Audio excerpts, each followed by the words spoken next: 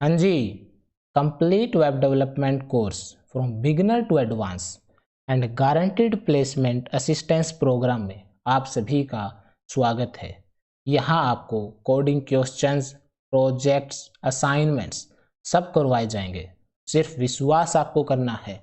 तो अगर आप एक वेब डेवलपर बनना चाहते हो और एक अच्छे पैकेज को ग्रैब करना चाहते हो तो पढ़ाई करना शुरू कर दीजिए, क्योंकि ये समय रिवॉल्यूशन का है एंड आई प्रॉमिस इससे अच्छा कंटेंट आपको कहीं पर भी नहीं मिलेगा। और अपने लेक्चर आपको alternate day, Monday, Wednesday, Friday को शाम के 7 बजे चैनल पर मिल जाएंगे।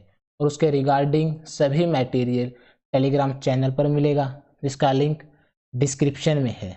तो अब अपने फ़ोन और लैपटॉप को ओपन कर लीजिए, साथ के साथ आपको इम्प्लीमेंट करते हुए चलना है। और एक बात, अगर कोई नया स्टूडेंट अपने चैनल पर आया है तो मुबारक हो, आप बिल्कुल एक सही प्लेस पर आए हो। लेकिन आपसे रिक्वेस्ट है लेक्चर 1 से शुरू करने का, तभी आपको अच्छे से समझ में आएगा, क्योंकि एक कंप्लीट वेब डेवलपमेंट कोर्स है, हर चीज़ एक दूसरे से लिंक है। और प्लीज़ अपना रिव्यू कमेंट सेक्शन में ज़रूर देने का, आपको अच्छा लग रहा है या कैसा लग रहा है, ताकि मैं अपना बेस्ट दे सकूँ। और ये सब मेहनत आपके लिए है, तो थोड़ा प्यार और मोहब्बत बरसाएं और पढ़ें और मचा दें और दिखाएं दुनिया को कि आप कुछ कर सकते हैं। Now let's proceed today agenda. तो आज मैं आपको CSS बॉक्स मॉडल के बारे में बताऊंगा। उससे पहले प्रीवियस लेक्चर का रिकैप करते हैं। तो CSS के पार्ट 3 में मैंने आपको टेक्स्ट अलाइन, कलर और बैकग्राउंड कलर तीनों को एक साथ अप्लाई करना सिखाया था कि हम इन तीनों को एक साथ कैसे अप्लाई करेंगे। 1 बाय 1 हम CSS के पार्ट 2 और पार्ट 1 में सीख चुके हैं, ये आप खुद भी जानते हो। तो ये प्रीवियस लेक्चर में मैंने आपको सिखाया है। और इसके अलावा मैंने अपने टेक्स्ट को अच्छा दिखाने के लिए फ़ॉन्ट के बहुत सारे टाइप, जैसे font family, Roboto, caveat, lobster और मैनी मोर बताए थे। और इस चीज़ की स्लाइड आप टेलीग्राम चैनल टेक जर्नी से ले सकते हो, जिसका लिंक डिस्क्रिप्शन में है। और इसके अलावा फ़ॉन्ट साइज़, फ़ॉन्ट स्टाइल में नॉर्मल था, इटालिक था, फ़ॉन्ट का वेट आपको थोड़ा बोल्ड रखना है, नॉर्मल रखना है, या टेक्स्ट डेकोरेशन में अंडरलाइन, ओवरलाइन या बीच से ही लाइन निकालनी है, लाइन थ्रू, ये सिखाया था। तो इसी को लेके एक स्टूडेंट का कमेंट आया। उसने पूछा कि सर, आपने जो लेक्चर में वो URL कॉपी करके वहाँ पे पेस्ट किया है, वो एक डिफ़िकल्ट प्रोसेस है, तो इसका कोई शॉर्टकट नहीं है। तो इसका एक रास्ता ये है कि आपको एक एक्सटेंशन लाइव सर्वर डाउनलोड करना पड़ेगा। उसके बाद आपको वो जो URL है जो कॉपी किया था वो करने की नीड नहीं है। उसके बाद जो ये फ़ॉन्ट के जितने भी टाइप हैं ऑटोमेटिक वर्क करेंगे। मैं भी अब आगे थोड़ी देर में उसको अप्लाई करके आपको दिखाऊंगा। और उसका एक फ़ायदा ये भी है, उसके बाद आपको क्रोम ब्राउज़र पे बार बार जाकर आउटपुट देखने की नीड नहीं होगी। उस लाइव सर्वर एक्सटेंशन को डाउनलोड करने के बाद विजुअल स्टूडियो कोड के एंड में ही आपको गो लाइव का ऑप्शन दिखाई देगा। सीधा उस पर क्लिक करना है और आप अपना आउटपुट देख सकते हो, फिर वापस अपने रिटर्न कोड में आ जाओगे। तो आज का अपना एजेंडा क्या है?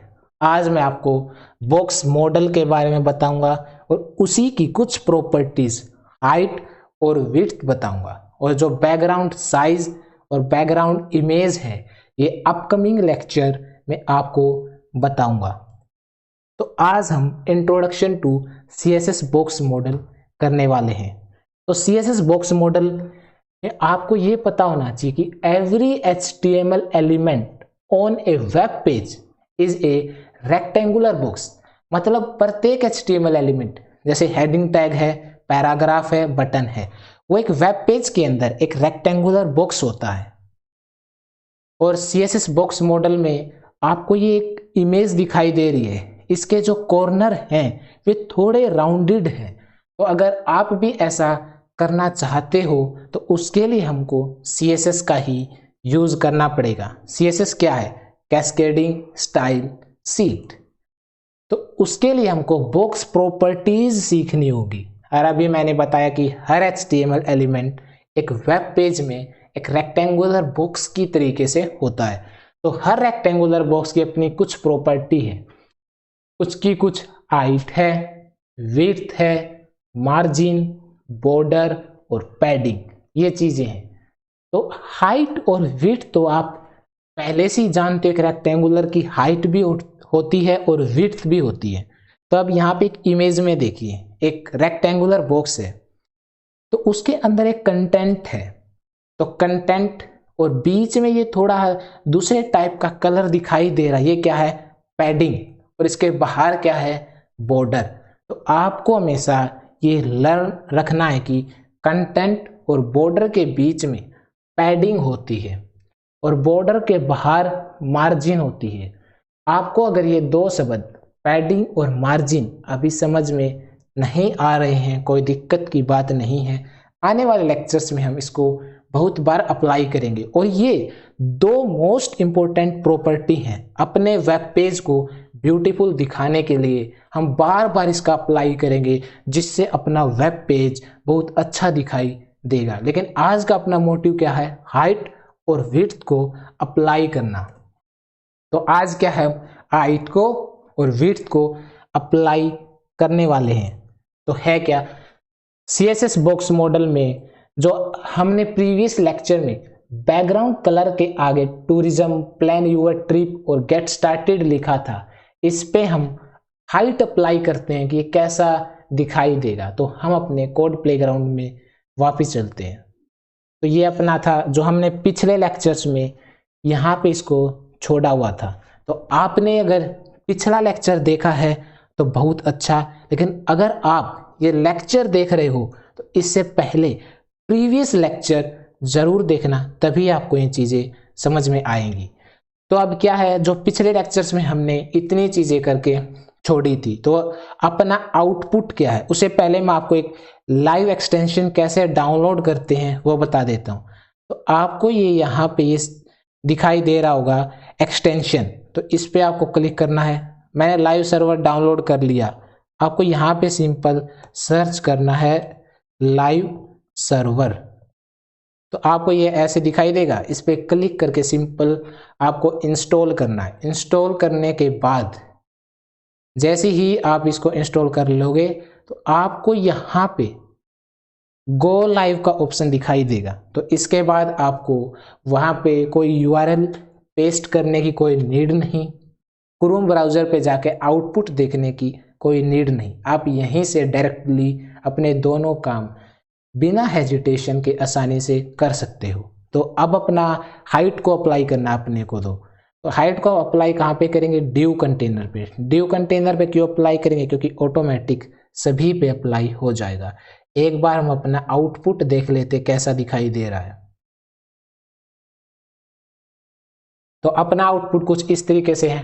टूरिज्म हमको थोड़ा मोर ब्यूटीफुल इसलिए दिखाई दे रहा है क्योंकि हमने उस पर फ़ॉन्ट की बहुत सारी प्रॉपर्टी अप्लाई की है, फैमिली, स्टाइल, साइज, वेट, तो ये हमने बहुत सारी चीज़ें अप्लाई की। ऐसी आप पैराग्राफ पे भी अप्लाई कर सकते हो। अब वापस हम अपने कोड प्लेग्राउंड में चलते हैं।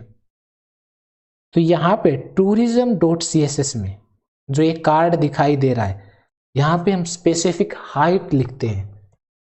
तो हाइट के लिए हाइट, फिर मैंने आपको बताया है कोलन लिखना है। हाइट हम मान के लीजिए 150 ले लेते हैं, और जैसे मैथमेटिकल टर्म में सेंटीमीटर और मीटर होता है, यहाँ पे क्या होता है? पिक्सल। तो हमने पिक्सल दे दिया और यहाँ पे कोलन लगा दिया।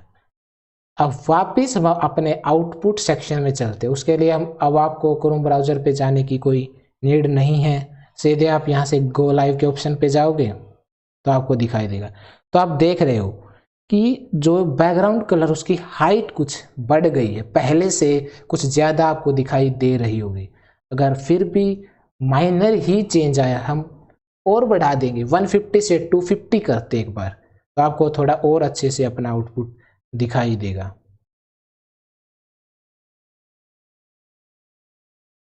चलो 350 कर लेते हैं।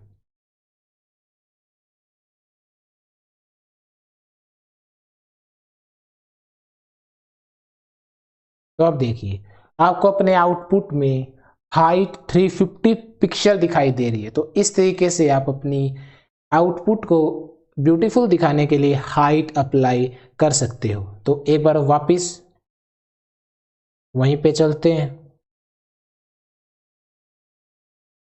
अब इसको बढ़ाने की बजाय 50 करते हैं, अपना आउटपुट कैसा दिखाई देगा।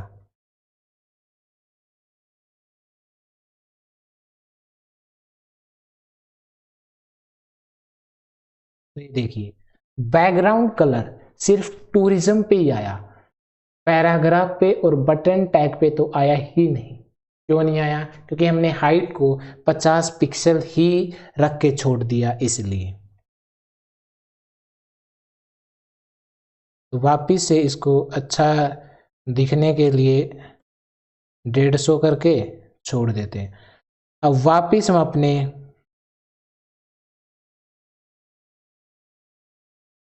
पीडीएफ के सेक्शन में आए हैं। तो यहाँ पे हमने 250, 150, 350 अप्लाई किया और आपको आउटपुट भी दिखाई दिया। तो आउटपुट अपना कोड स्निप्ट का भी कुछ ऐसे ही आया था। अब हम विड्थ को अप्लाई करके देखते हैं कि विड्थ कैसी दिखाई देगी।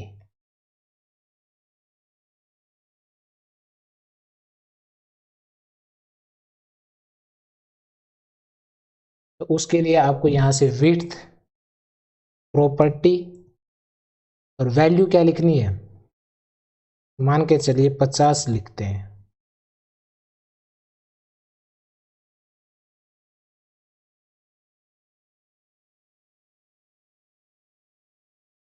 ये देखिए आउटपुट कुछ कितना गंदा दिखाई दे रहा है हमको, क्योंकि हमने विड्थ को 50 पिक्सल ही लिखा है इसलिए। तो विड्थ को हमने 50 पिक्सल अप्लाई किया था, इसको यहाँ से 150 करते हैं।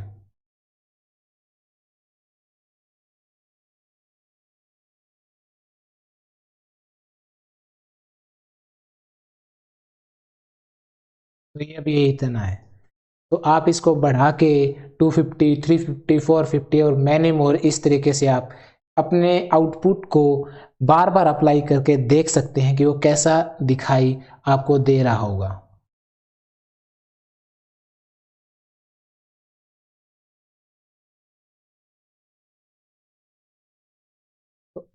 आज हमने अब हाइट और विड्थ को अप्लाई करना सीखा, उसका आउटपुट कैसा दिखाई दिया हाइट को अप्लाई करके और विड्थ को अप्लाई करके, वो आपने खुद ने भी देखा।